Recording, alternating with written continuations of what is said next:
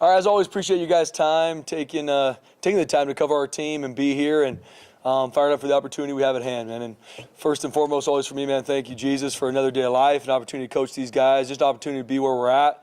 December, championship game. Proud of what our team's been through. We've been knocked down on the mat. We've gotten up. We've kept swinging. We stayed in the fight. And I'm proud of our team. Still got a long way to grow. A lot of things I'm excited for our team to continue to improve on, but proud of our team not flinching. Stay in the fight. And even, the Utah State game, it was back and forth all the way to the last seconds.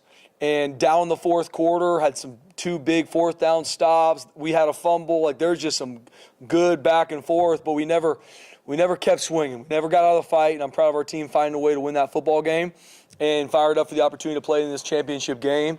And like I said, can't wait for this opportunity. Our players deserve it, and excited to go cut it loose. And we'll talk more about UNLV here in a second. Obviously, Friday night, going to need Bronco Nation a major way. 7 games, 7 sellouts, and we got, I really believe, the best fan base in the country. Even with some hard moments this season, man, our Bronco Nation's been right there to support us, been through it with us and everything, and fired up for the opportunity on Friday at 6 o'clock.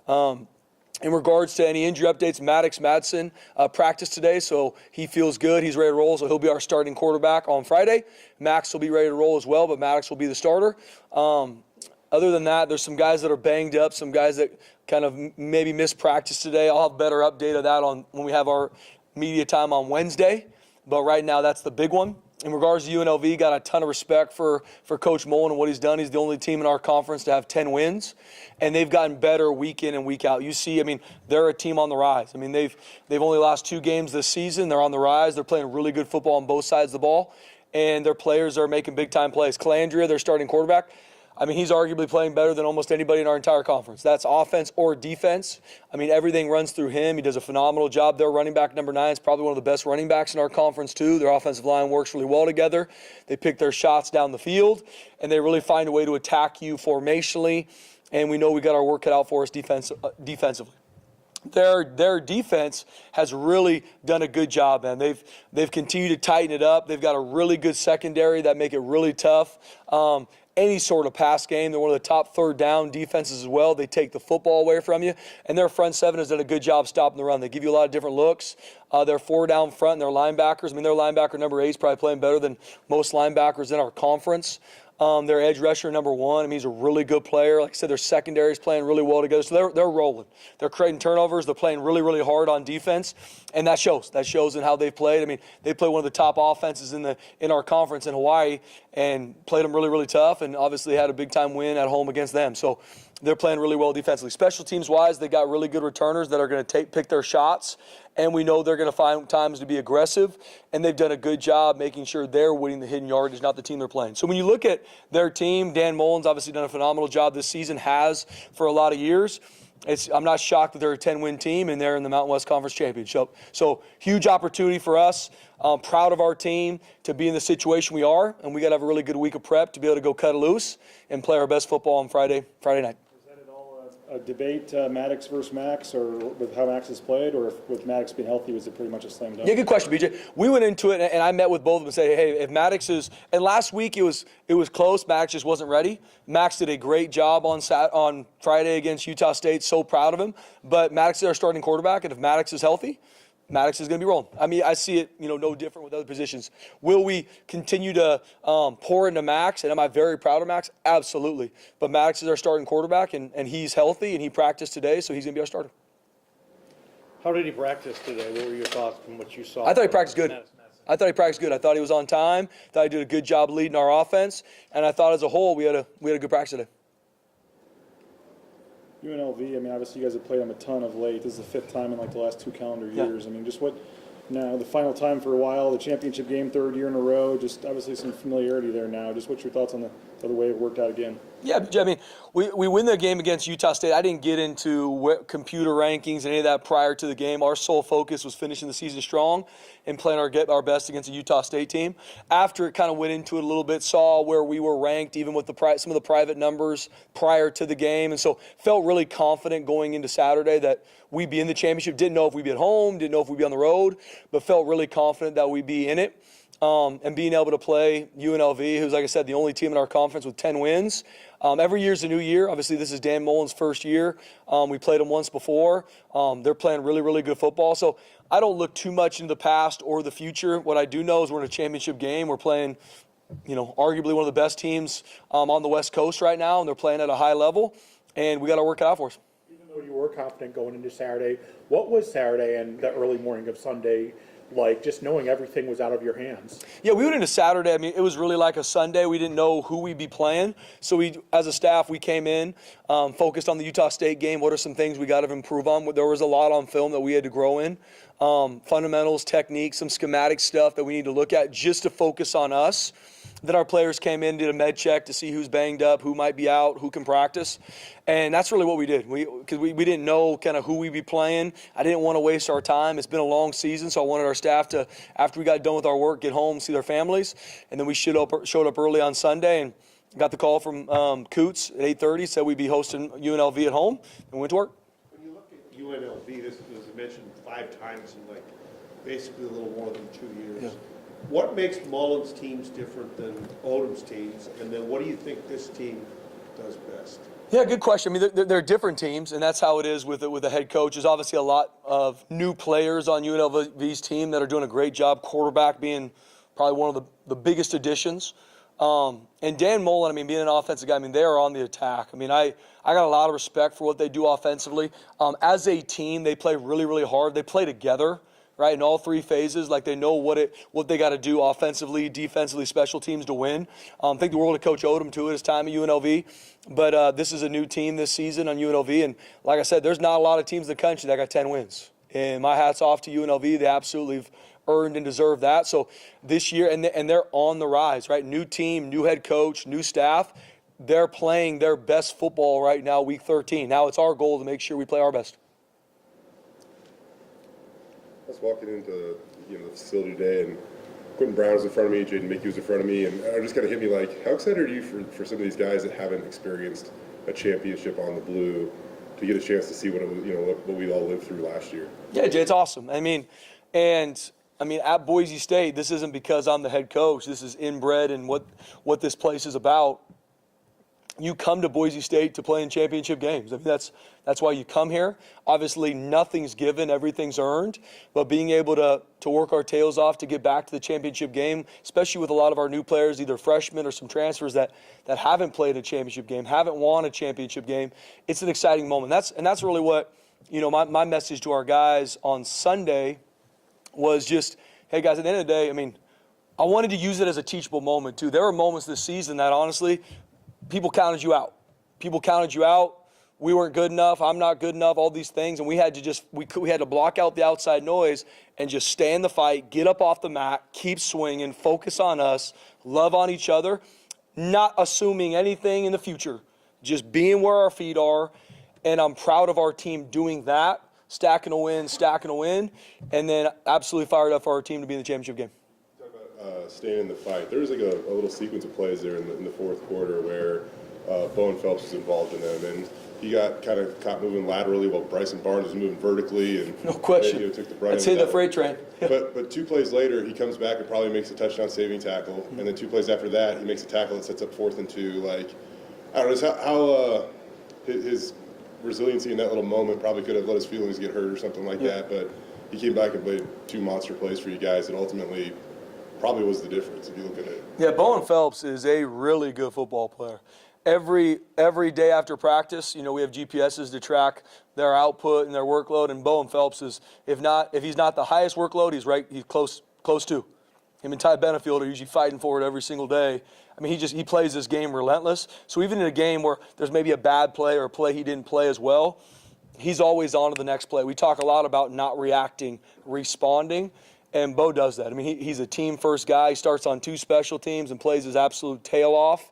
And he played well on Saturday. Are there things to get fixed? Absolutely. There's some tackling things for our defense that we need to grow in, but relentless. I mean, those 2 4th-down stops, I mean, those are huge plays in the game. If those don't go, I mean, we're down 5 with 5 minutes left. They're on the 25-yard line going in to score.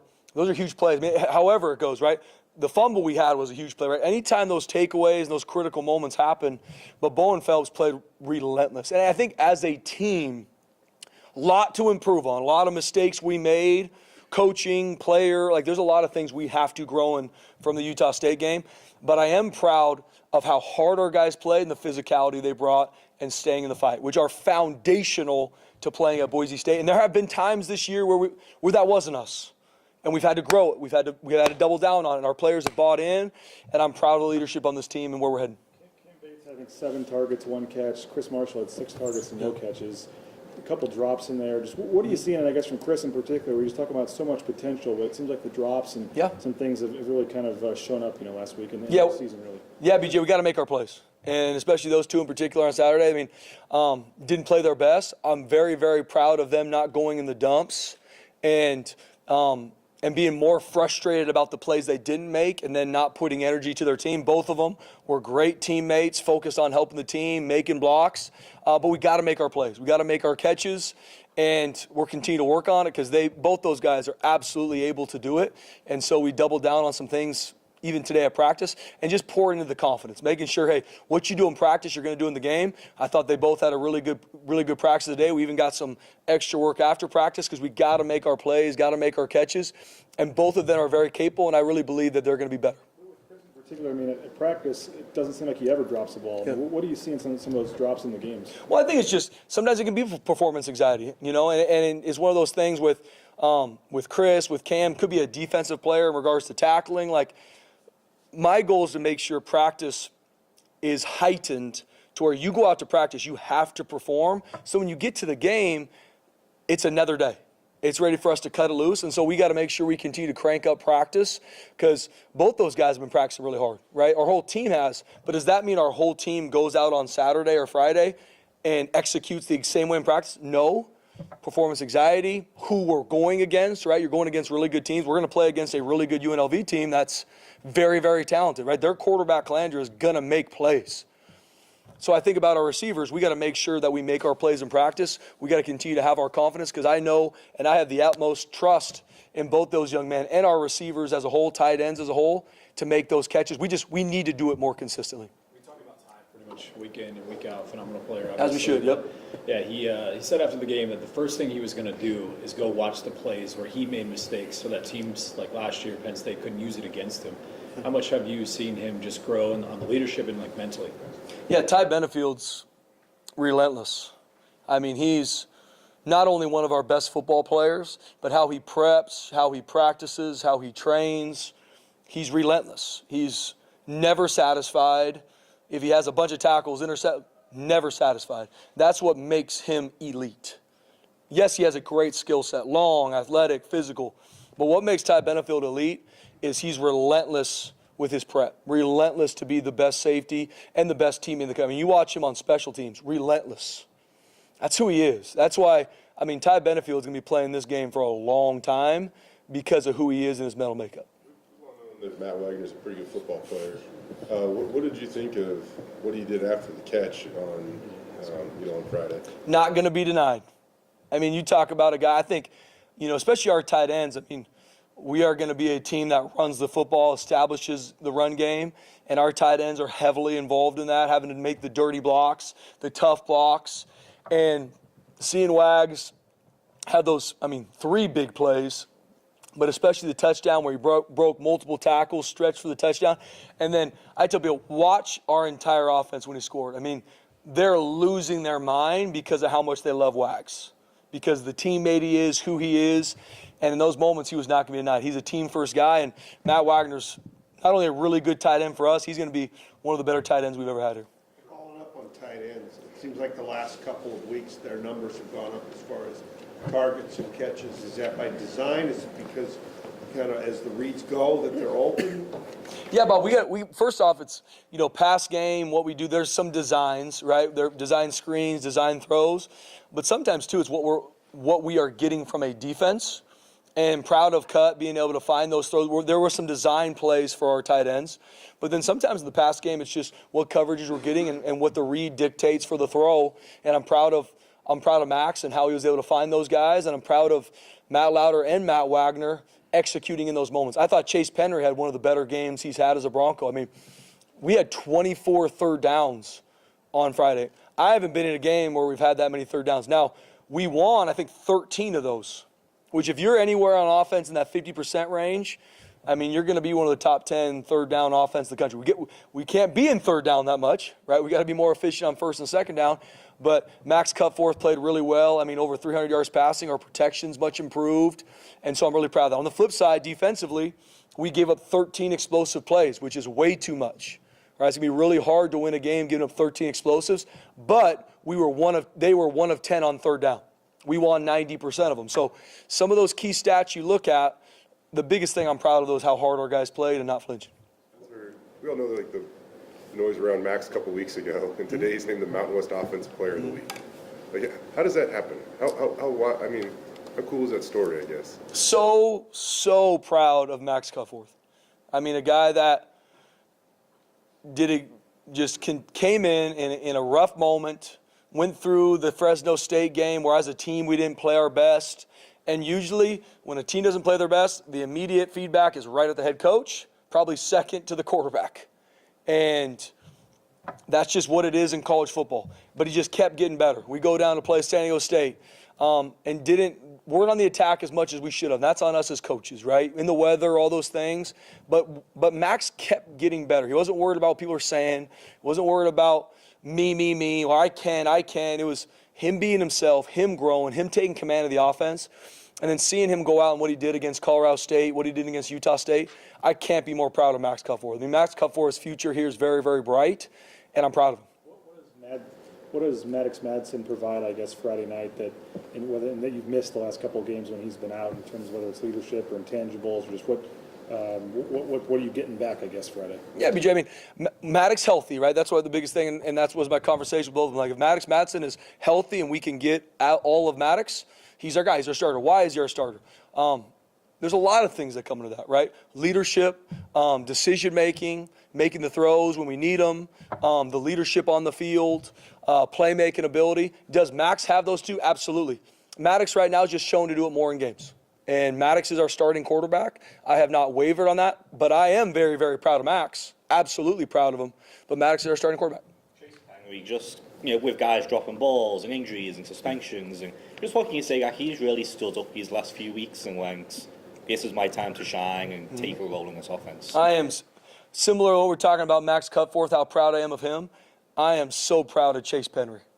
We've had a lot of different things happen in our receiver room. From your point, we've had suspensions, had injuries, just had things go on in our pass game and especially in our receivers. But Chase Penry has been a constant. I mean, shows up to work every day, hasn't missed a practice, has to make some of the toughest blocks we ask at receiver, and then make some of the biggest throws across the middle, getting hit by safeties. And he's just very, very consistent. He made some big-time plays for this team on Friday against Utah State, and I can't be more proud of him because Chase Penry's absolutely – he's deserved it, he's earned it, and he's a huge player for our team. Obviously, you can't simulate game speed, so he hasn't played in a month. So how do you kind of try to accelerate maybe that in practice? Yeah, we got to make sure that our scout team looks are fast, then they're giving the most realistic look we can. Not going to be the level that we're going to see against UNLV. We're playing a really talented defense, but just got to get them ready. Maddox is a very, very smart football player. He can do a lot in practice. He can learn a lot in practice. He can learn a lot from film. But I'm sure in the game he's going to have to get in rhythm. I mean, to your point, he hasn't played in a month, but I have absolute trust in him. Why do you have confidence that Sherrod Smith was ready for the moment? Yeah. First off, Sherrod Smith, how his mentality, how he practices, he's banged up, had shoulder injury, had to miss a game, but just a phenomenal competitor. I mean, from fall camp, competing, and Coach Warren's done a good job. Our corner room is deep. And there's competition through the roof in that corner room. If you're off, you're probably not playing. And that's what we want at every position. And Coach Warren's done a great job. And Sherrod's been on the rise since he came on campus this summertime. He's a sophomore, and Sherrod Smith's going to be one of the better corners I think we've ever had here. And he's continuing to grow. He's gotten plays in games, and he's continually playing more because he's earned it. And the moment's never too big for him. How he trains, how he preps, one of the toughest dudes on our team, one of the fastest guys on our team, but he's also a great teammate. works his tail off on special teams. He can listen. He can learn. And so in that moment, covering the best receiver, making the big-time tackle, he's ready for the moment because he's done it in practice, and he's continually grown. When you look at game film this week, how much do you turn to that October 18th film, and how much do you say these two teams have changed? Let's look at something more recent. How much do I look at? The game you guys played again. Yeah, we look at it. I mean, you're playing a common opponent, right? So, they're going to make changes from that game. We're making our changes from that game. But we look at it, look to see the things that they liked against us. I mean, they made a lot of plays, right? We made plays in the game. So looking at the things that we know they're going to try to attack in all three phases, we're making our adjustments. I mean, Coach Mullen's a really good coach. They're going to have their adjustments. They're going to have things we haven't seen too. So we use it just like we'll use the other games that we're breaking down from the season. But we know that they're going to adapt and adjust as well. I guess just maybe a little bit more. What are you expecting out of UNLV from last time? I feel the last game, Maddox had 4 touchdown passes, and you guys were just gouging with the deep pass. Are you expecting them to clean things up there? I guess, yeah. What are you expecting from their defense? Yeah, I mean they're on the rise. I mean, especially you talk defensive. I mean, they're even since our game, I mean, they've been consistently playing better and better defense, and it shows in the stats. It shows how hard they play, and they're playing really well together. Once again, they're the only 10-win team, one of the few 10-win teams on the West Coast, and that's a testament to them growing and them playing better football. And they've earned and deserved to be in this situation. And you even look at the game, rewatched that game a lot the first time we played them. I mean, it's 28-24 going into halftime. And we get a pick six, we get some things that go our way, but that game was going to go either way. I mean, it was an absolute dogfight, and they're going to have their answers, and they're going to be on the attack. They're going to make their plays, and we got to work our tail off to make sure we make ours. But, I mean, we're going to see an absolutely motivated UNLV team. It's a championship game. They got great coaches. They got great players. We're going to be motivated. The ball's going to get put down at 6 o'clock on Friday. You mentioned in the post-game a couple times, hey, we're back-to-back champs, To win 3 in a row, what would that mean for this program? And everybody knows, obviously, you're leaving the conference. But just to get a third straight title, what would that mean? Yeah, it's awesome, Beej. I mean, not going to talk too much about being 3 in a row and those things. Obviously, that's awesome. That's what we want. It's all about winning the 2025 Mountain West Championship. Every year's a new year. We'll have players on our team, either seniors or people that are here that won't be. I mean, every year's a new year in college football, and we take it week by week. Right now, we're blessed and honored to be in this championship game, have it on the blue against a phenomenal opponent. I don't think too much that this is the 5th time we played UNLV in the past, 2 calendar years. We got a championship game on Friday, and we are working our absolute tails off to go win it. Very, very proud of our players, staff, not flinching, even going through some hard moments, learn from them, getting better to be able to earn the right to play in this championship game, and we've absolutely earned it. But we're taking this just at what it is. It's a big-time game on the blue Friday, and can't wait for our guys to go win it, work our tails off to go win a championship game. We're going to Zoom real fast. Alex, anybody? Yep, we're going to go to Zoom. Chris, you start.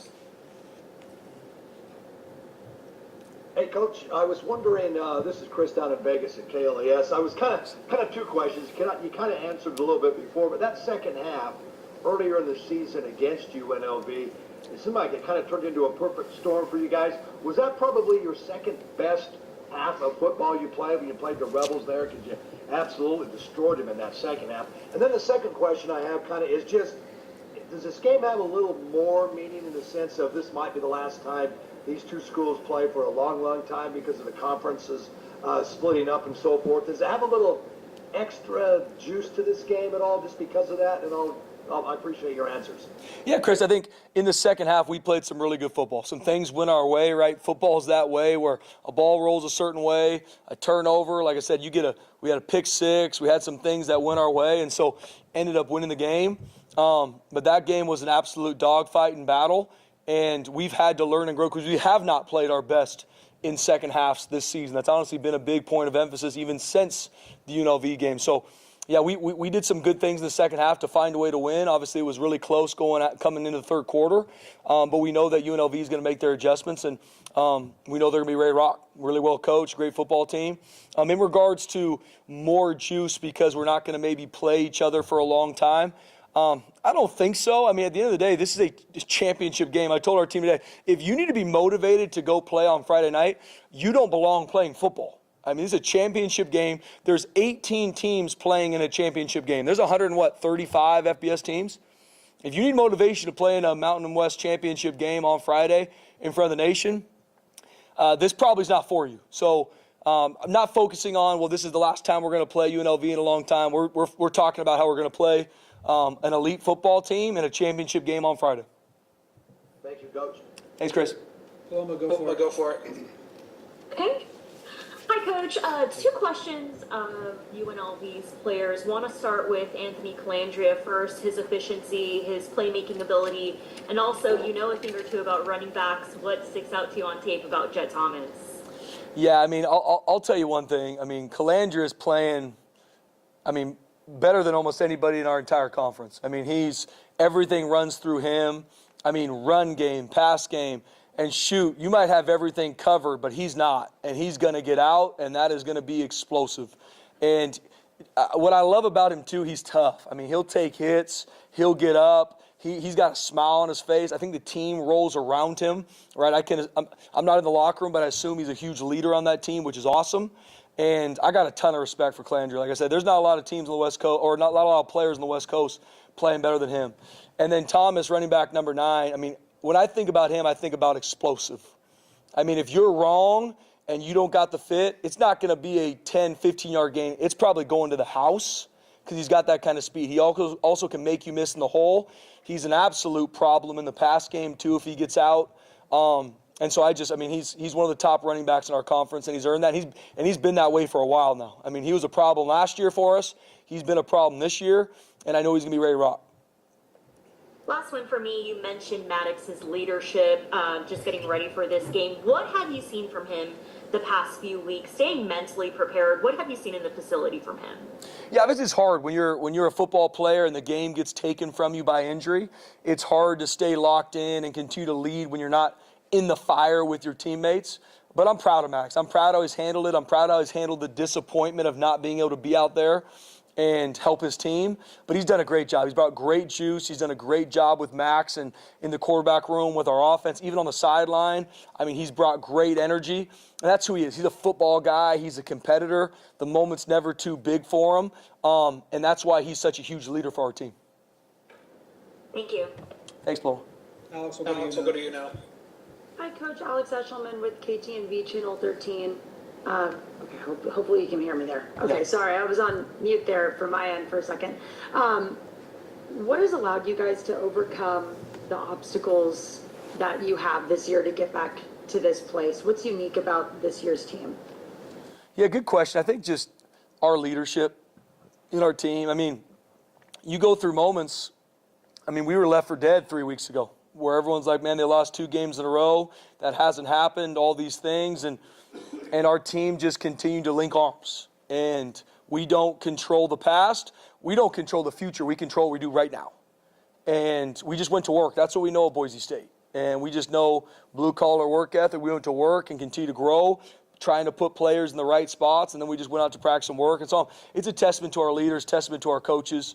I know for me, even going through some of these moments, that's why, my foundation is my faith in Jesus. Because if it was what people were saying about me or tweeting about me, I'd live a roller coaster life. And I'm just proud of our players. I'm proud of our coaches not flinching and just continue to work and improve. And I'm proud of where we're at and excited to go compete on Friday. Thank you. One more on Zoom. Chris, go for it. Hey, Coach, I just had one more question. I wanted to ask you, it's kind of off the topic here. You know Ashton Genty better than any of us do. At 2-10 on the season, this guy not winning games, it's got to be driving him nuts. What do you think? What do you think he's talking about? He's probably even called you, Coach, what's going on here in Vegas? But just a few thoughts on that, if you don't mind, Coach. Yeah, Ashton Genty, before I even talk football, he's an elite human being. I love that young man. You talk about a competitor. Ashton Genty, elite competitor, does everything he can to win and help his team win. So I know it's hard. Going through 2-10 is rough. And I know he's working his absolute tail off to help the Raiders win football games, do everything he can, but I know it's been hard on him. But knowing him, he's just going to continue to get to work. That's what he knows. He's one of the hardest workers I've ever been around. He'll go get 250 yards on a Saturday night, and he was one of the hardest workers in practice on Tuesday. That's who he is. So I know he's no different in the NFL. I know he's helping to push that culture forward. I know better times are ahead because he's going to be a huge leader on that team. Great. Thank you. Good luck this Saturday. Appreciate it. Thanks, Chris. Good on Zoom. Yeah. Hey, Spencer, I asked you about this a little bit earlier this year, but I know the Mountain West Championship comes with different challenges of trying to sell out this place, but every game since you've been named the head coach has been sold out here. How much does that mean to you? Heck, even back when you were interim for that matter. Yeah. Man, I cannot say enough how much respect and how proud I am for Bronco Nation. I mean, every time they show up, on the road, at home, since I've been the head coach, we've sold out Albertsons Stadium. And not only just people aren't just there, they are in the game with you. They are bringing the juice. They're bringing the energy. And that's why I love this community. I mean, this is home for me. This is where I truly believe God's called me and my wife to have an impact and push the kingdom forward. Like, I believe that. And so I know it's going to be no different on Friday. I know it's quick timing and guys are going through holidays and money's tight and guys are working. But anything Bronco Nation can do to get to this game, to sell it out, and I believe we will, because I love Bronco Nation. I think about the Colorado State game. We just came off 2 back-to-back losses that haven't happened in a while here. Hard moments for our program. Bronco Nation never flinched. Colorado State sold out for senior night to support our seniors. At that point, no one had any idea that we'd have a chance to play in a championship game. But they came in, they sold out, they supported our team and our seniors. Bronco Nation is the best fan base in the country. What was the reaction of some of the guys when they learned they would get one more? I mean, there's a lot that thought that senior night was it. Yeah, they're so fired up. I mean, just being able, we left senior night thinking, guys, this is your last moment to play on the blue. And you protect what matters most to you. This place matters to you. This fan base matters to you. This community matters to you. And being able to be blessed with another opportunity to go protect the blue on Friday, our players, it means the world to them. It means the world to me. It means the world to our staff. And we don't go out there just to play in front of our fans. We go out there to protect our home. I know you're typically open, honest about stuff, but why kind of say today that Maddox is the guy and not, play it out or make UNLV kind of wait or worry about it? Yeah, I don't like living in the gray area. To me, especially with our team, I don't want the talk all week to be who's going to be the starting quarterback at Boise State, because it's about the team. It's not Maddox Madsen versus the Rebels. It's not Max Cutforth versus the Rebels. It's the Broncos. And so for me, yeah, could you go into it? Well, there should be. You can keep some gray air out there for UNLV. I care more about our locker room. I care more about our team, and just making sure I'm straightforward with the media. This is us. Maddox is healthy. He's our starter. Let's keep it moving. You mentioned the turnovers earlier. You were the victim of 2 of their turnovers this year. What do they do to get the ball back so well? Yeah, they're relentless on defense. I mean, second man in is always punching at the ball. And their secondary, I got a ton of respect for how they play in the back end of their defense. I mean, they do a great job with their disguise. And that ball in the air, those DBs are going up to get it. They're not just trying to survive the down. They are on the attack. I mean, like I said, that's why they're one of the top defenses in the country in regards to creating takeaways. So protecting the football this Friday is going to be at a premium.